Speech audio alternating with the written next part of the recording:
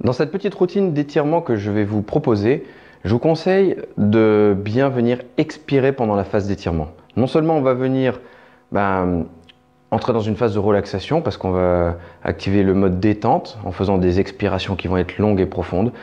Et en plus, ça va nous permettre de relâcher le muscle, le tonus qu'il y a dans le muscle, et ça nous permettra d'aller un peu plus loin dans les différents étirements.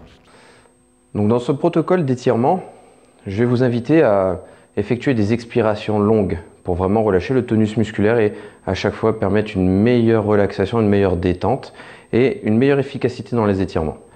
Essayez de faire des inspirations de 3-4 secondes et des expirations de 5-6 secondes et vous faites ça 2-3 fois et ça vous fera votre temps d'étirement. Donc ça va durer un étirement qui va durer entre 20 et 30 secondes. Et après je change d'étirement.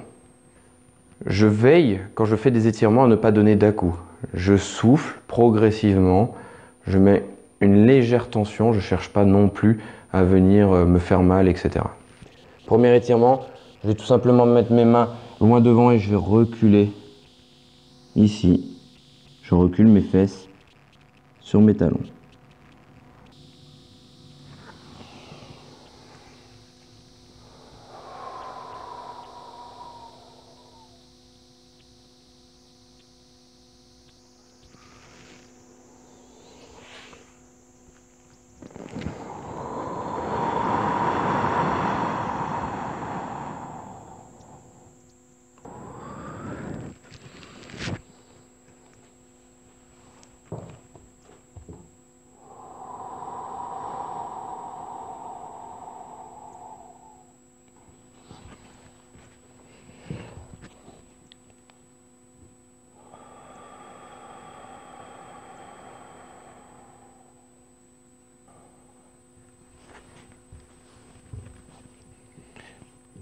Je vais venir écarter les genoux au maximum.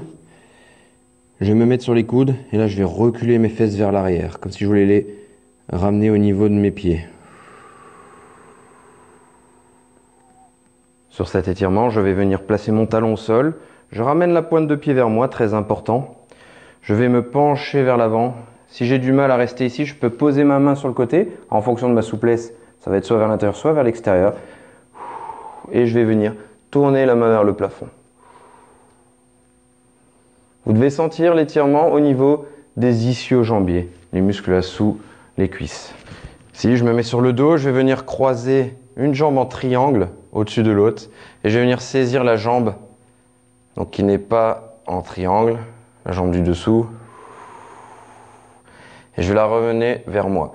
Et là, je vais sentir un petit étirement au niveau des fessiers de la jambe qui est au-dessus. Je vais me mettre en position de fente, je vais pousser le bassin vers l'avant, je vais contracter la fesse de la jambe arrière et j'expire.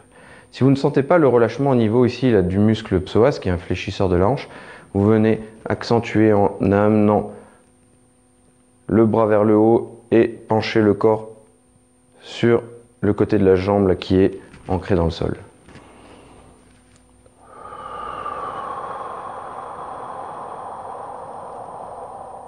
Là, j'essaie de garder mes mains, mes paumes bien collées au sol. Je reviens un peu vers l'arrière et vous allez sentir un étirement. Je fais la même chose de ce côté-là.